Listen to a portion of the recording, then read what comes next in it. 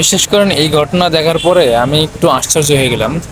গতকালকে রাতে আমি রাত 10টার দিকে একটা কার দোকান থেকে অফিসের জন্য টাকা নিচ্ছিলাম। এখানে দোকানে অফিস টাকা পাবে। সো আমি ওই সময়টাই মামার সাথে কথা বলতেছিলাম। মামা আমাকে বলতেছিল রাতের বেলায় টাকা একটু সাবধানে চলাফেরা করে টাকা নিয়ে। আমি বললাম যে হয়তো বা 1-2 হাজার টাকা সর্বোচ্চ। তো আমাকে এতটুকু বললো যে 1-2 হাজার টাকা হোক, সেটার জন্য মানুষকে অনেক সময় মেরে ফেলা হয়, তো একটু সাবধানে।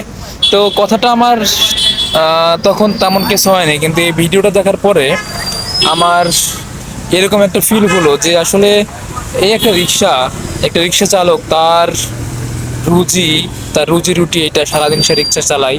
এমনকি রাতের বেলাও শুধু তার সংসারটা চালানোর জন্য এই রিক্সা চালায়, অথচ তাকে কিভাবে দেখেন হত্যা করা হলো, মেরে ফেলা হলো একটা রিক্সার জন্য। দুনিয়াটা কোথায় চলে গেছে আজ! মানুষ